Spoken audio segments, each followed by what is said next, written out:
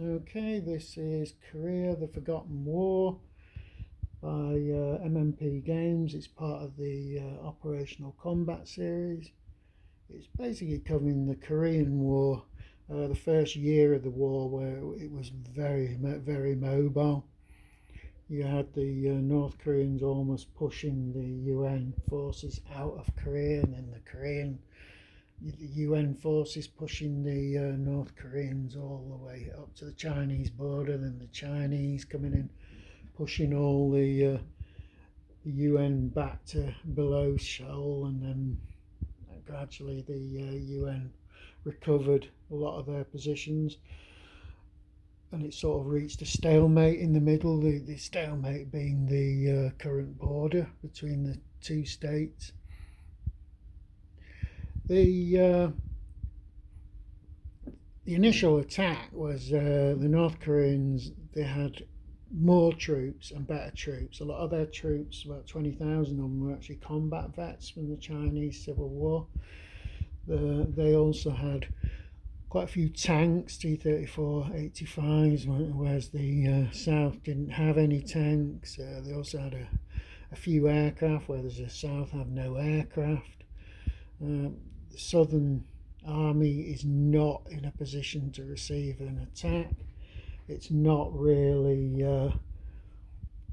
organised in terms of OCS. It doesn't have any real way, apart from railways, of moving supply points around. It looks like it would be very constrained by static dumps. The North Koreans have got a sprinkling of trucks and wagons and things with which they can move their supply, and they've also got a rail net they can move supplies on. But even then, it's fairly primitive. I was thinking anything else about it. Yeah, if you want to watch a decent series on it, Time Ghost Army are doing a Korean War week by week, which is worth a look. Now, this scenario is a big one. It's about 105 turns, but it's not a high density one. There's not a huge number of units on the board. You'd expect the North to knock out most of these southern units fairly quickly and be heading towards Busan, which is where the UN made their sort of last stand along inside what was called the Natatung River perimeter. It was a close run thing, to be quite honest. There was a UN landing in Chom, which is very famous, which basically cut off the Northern Army's supply lines, and then they collapsed and fled back into North Korea. Some people would argue that that army would have collapsed anyway without the Incheon landings, but that's a matter of debate. Good books on it. I've read Max Hastings' The Korean War. I think that's an excellent book, well worth a read. And that's it for a start.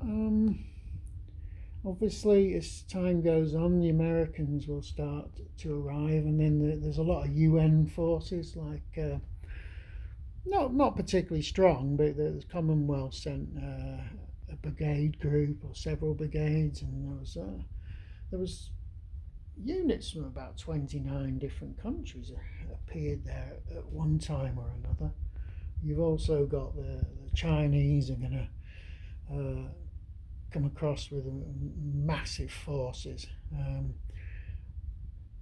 Chinese fairly primitive forces, but it's the sheer numbers and the fact that the American combat doctrine was absolutely appalling. American units were not trained to operate with, out in the open without any supporting units around them. So when anyone got round the flanks or the rear of them, they just completely bottled it. So that was one of the reasons the American army performed so badly at various stages of this particular war. The initial American troops that come into the war are occupation troops from the 8th Army, I think it was, which was just staged in Japan. And they weren't up to full strength, they weren't properly trained, and they weren't very well equipped either. So they actually got a good beating early on in the war, and they got a good beating later on in the war when the Chinese came in. One of the problems I think they had, it was MacArthur being the commander. This is probably heresy to some Americans, but I've never rated MacArthur as a commander, and he was also that landing at Incheon was incredibly risky. If the North Koreans had defended that position properly, they never would have been able to make that landing. Just do some reading on it and you'll see what a hopelessly bad place that was to conduct an amphibious landing. But they got away with it because it was a total surprise. Other things is MacArthur wanted to use nuclear weapons at one stage, and I think it was Truman who was president then said no way, and they got rid of him. Okay, that's enough of me waffling, but yeah, it's an interesting sort of scenario to play out because it is very, very mobile.